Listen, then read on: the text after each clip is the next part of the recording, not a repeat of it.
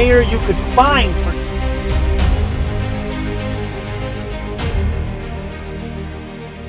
Netanyahu new ইয়র্কে এলে গ্রেফতারের হুঁশিয়ারি মামদানির। নিউ ইয়র্ক সফরের ক্ষেত্রে ইসরায়েলের প্রধানমন্ত্রী বেনিয়ামিন নেতানিয়াহুকে গ্রেফতারের হুঁশিয়ারি দিয়েছেন শহরটির নবনির্বাচিত মুসলিম মেয়র জোহরান মামদানি।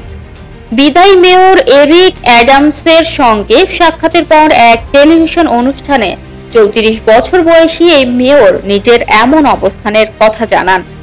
আনাদেলু এজেন্সির খবরে বলা হয় 4 নভেম্বর নির্বাচনে বিপুল ভোটে নিউ ইয়র্কের মেয়র নির্বাচিত হওয়ায় মামদানি ইতিমধ্যে গাজায় গণহত্যার অভিযোগে নেতানিয়াহুর বিরুদ্ধে আন্তর্জাতিক অপরাধ আদালতে গ্রেফতারি পরোয়ানা নিউ ইয়র্কে কার্যকরের প্রতিশ্রুতি দিয়েছেন।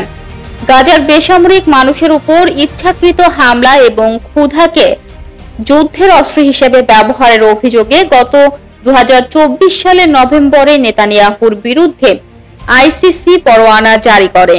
গত সোমবার বিদায়ী মেয়র অ্যাডামসের সঙ্গে সাক্ষাতে মামদানি জানান ওই পরোয়ানা এখানে বহাল থাকবে এবং নিউ ইয়র্কে এলেই তাকে গ্রেফতার করা হবে। পরে বিবিসির সাথে লাইভ অনুষ্ঠানে একই বক্তব্যের পুনরাবৃত্তি করেন তিনি। এ সময় নিউ ইয়র্কের আন্তর্জাতিক আইনের শহর হিসেবে আখ্যায়িত করেন মামদানি। মামদানির ভাষায়, আমি বারবার বলেছি নিউ ইয়র্ক আন্তর্জাতিক আইনের শহর, আইন রক্ষা করা আমাদের দায়িত্ব।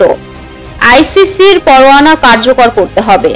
বেনিয়ামিন নেতানিয়াহু কিংবা ভ্লাদিমির পুতিন কারো জন্য এই ব্যতিক্রম নয়।